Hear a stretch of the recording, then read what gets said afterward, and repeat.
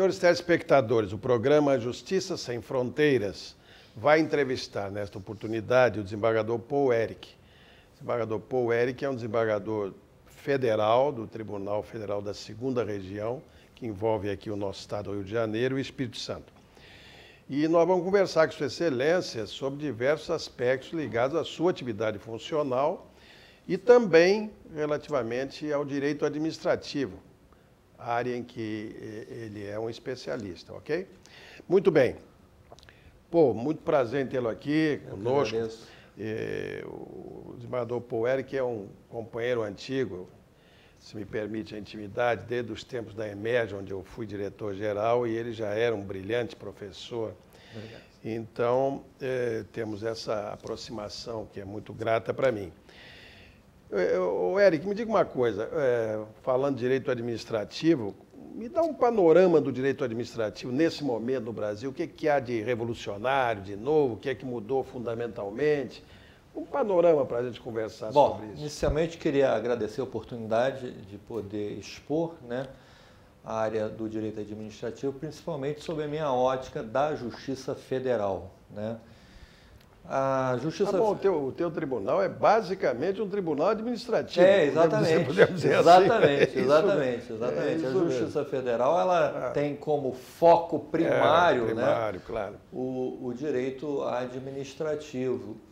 E o Tribunal da 2ª Região, aproveitando esse gancho, ele partiu para uma ideia de especialização até em virtude dessa situação peculiar. Nós temos 8 turmas especializadas no tribunal aqui, sendo que a 1ª e 2ª turmas em matéria penal, previdenciária e propriedade intelectual, 3ª e 4ª a matéria penal e, tributária, e a 5ª, 6ª, 7ª e 8ª, e a 8ª da qual eu integro, a matéria predominantemente residual, que é de direito administrativo. Então, nós temos a oportunidade de trabalhar com diversos aspectos do direito administrativo, entre eles, principalmente, responsabilidade civil do Estado. Ocorrem diversas questões muito interessantes, o Supremo anda evoluindo muito a respeito da matéria, depois, se houver oportunidade, a gente até coloca isso. Trabalho muito com licitações, a parte do Estatuto do Funcionalismo Público, a parte do servidor público, a parte do militar federal, que é uma área muito especializada. A legislação castrense, ela tem peculiaridades para atender, né, exatamente as 3 forças. E nós temos também algumas questões envolvendo, por incrível que pareça, o Código de Defesa do Consumidor. Interessante. Porque nós trabalhamos muito com a Caixa Econômica Federal, que é um banco no final das contas, e a empresa de Correios e Telégrafos, que é uma empresa pública também, e que lida muito com essas relações consumeristas. Então nós temos questões bastante variadas lá em torno desses temas que se apresentam lá para a nossa apreciação, né? Certo. Temos tido também, eu acho importante frisar, uma grande incidência em matéria de ação civil pública com enfoque para o meio ambiente. Isso é coisa boa. Questões de muita atualidade. Muita atualidade, questões bastante diversificadas, desde o voo livre ali na Pedra Bonita, né? Questões envolvendo ali problema da responsabilidade do IBAMA ou não, pelo poder de polícia, até passando exatamente pela questão do derramamento de óleo no litoral, etc., etc., que também chega ao nosso conhecimento. Então, nós temos tido aí um caleidoscópio, né, uma coisa bem ampla em matéria de direito administrativo. Paul, deixa eu te perguntar uma coisa, porque nós aqui no Estado já houve algumas tentativas de especialização. Sempre há uma certa resistência, porque tem aquele negócio, o desembargador tem que ter uma visão geral, outros acham que tem, enfim, qual é a tua opinião sobre isso? Você acha que é vantagem realmente a especialização? Eu posso dizer da minha parte o seguinte, eu ingressei na Justiça Federal e fui para uma vara que seria hoje considerada a vara civil, né? Depois fui promovido e ingressei no tribunal exatamente quando haviam as turmas, eram 6 turmas no caso, e que exerciam clínica geral. Então eu trabalhava apreciando recursos... Quer dizer, você já trabalhou nos dois sistemas. Nos dois sistemas, então exatamente. Então eu me sinto à vontade para poder falar. Exatamente, é isso mesmo. E quando ingressei, eu ingressei para a 6ª turma, e na 6ª turma era a clínica geral. Então tinham ações penais, existiam recursos criminais, recursos cíveis e recursos administrativos. E eu verifiquei que havia uma grande dificuldade, seja na questão de organização de pauta, porque uma coisa é você organizar uma pauta para matéria civil, matéria administrativa, que normalmente predominam questões de direito e não exame de matéria fática. Outra coisa é você organizar uma pauta em que você tenha sustentação por parte dos advogados em matéria criminal, onde a matéria fática ela tem que ser exaltada, ela tem que ser pontuada, tem que ser exatamente esmiuçada. Então isso acabava gerando exatamente uma certa turbulência nessa organização.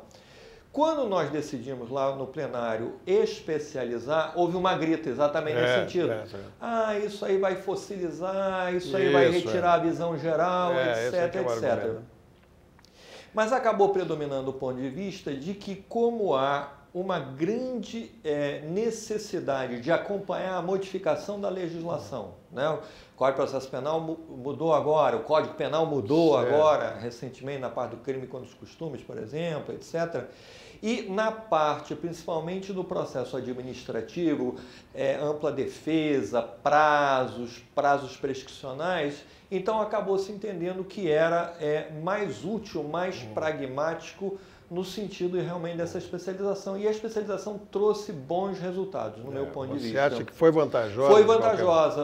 A perda que eventualmente ocorreu, ela comparativamente foi muito pequena pelas vantagens que acabou acarretando essa especialização. Isso aí é o problema da proporcionalidade. Não tem, quer dizer, vantagem absoluta nos dois sistemas é impossível você ter. Então eu vejo como um fator de avanço, um fator positivo. E a divisão, vamos chamar, quantitativa, numérica, foi razoável? Não, foi equilibrada? Razoável. No início parecia que havia uma predominância maior nas turmas administrativas em detrimento das turmas penais. Mas acontece que, examinado bem de perto a questão, se verifica que, por exemplo, no processo penal, o feito demanda, apesar de haver teoricamente uma quantidade menor, demanda um exame maior, porque você tem que pontuar as questões fáticas. Certo. Em contrapartida, você predomina a questão de direito, basicamente nas outras matérias, mas isso aí acaba havendo, então, um equilíbrio no final. Muito bem, nós vamos continuar conversando com o desembargador Paul Eric no próximo bloco sobre essas matérias tão interessantes do direito administrativo e da atuação do Poder Judiciário, afinal, daqui a pouquinho.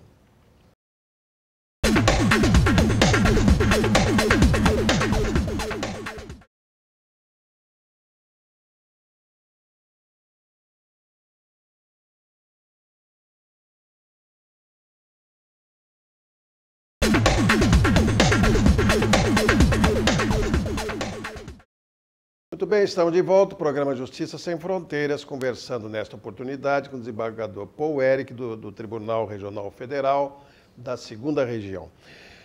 Meu caro desembargador, vocês também, isso também é um fato, vamos chamar de novo, eu não sei, depois que ficar velho, qualquer coisa parece novo, né?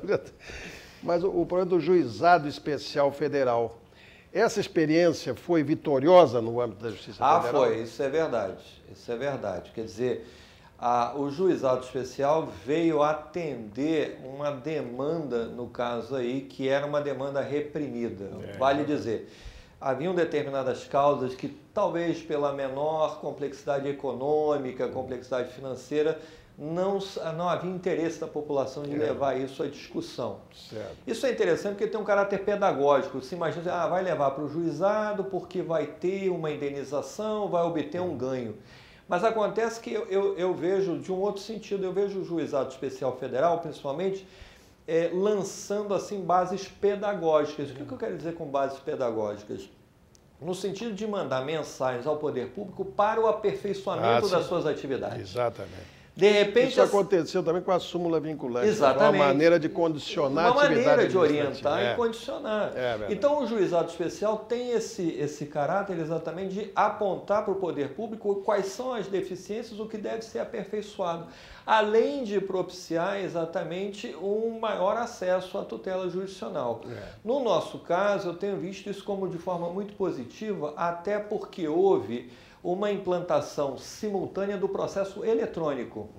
É verdade. Então, lá no juizado especial e na vara de execução fiscal aqui na segunda região, o processo eletrônico já é uma realidade, Então, além de haver uma maior celeridade, o cumprimento de ofícios, mandados, etc., isso tudo já ocorre no meio ambiente virtual. Mas é interessante, né? Nós que somos antigos, eu mais do que você, mas de qualquer maneira somos antigos nisso, a quantidade de papel inútil dentro do Brasil é uma coisa impressionante. É verdade. Até queria lavrar aqui um voto de louvor para o ministro César Ashford, do STJ, presidente do STJ, que realmente Sua Excelência se empenhou de corpo e alma nessa questão da virtualização da Justiça Federal. Certo. E realmente a experiência demonstra, se Deus quiser, a partir de 1º de janeiro, os novos processos já vão ser virtualizados. Então, essa questão de ser antigo é verdade. Eu vou ter que me adequar a essa nova realidade de assinatura eletrônica, etc. Exatamente. Mas que a Justiça, no âmbito do juizado e no âmbito da vara de execução, tem mostrado um resultado muito bom, muito bom.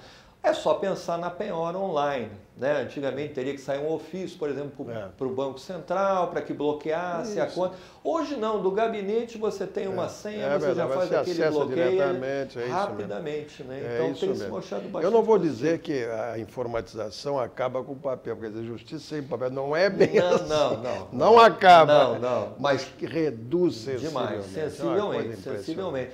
E há o tempo burocrático, a juntada da petição, a juntada do mandato. Esse tempo burocrático ele vai ser amenizado ou mesmo suprimido, porque não vai haver essa necessidade. É verdade. Eu não sei como você pensa, mas nós vivemos a mesma batalha, né?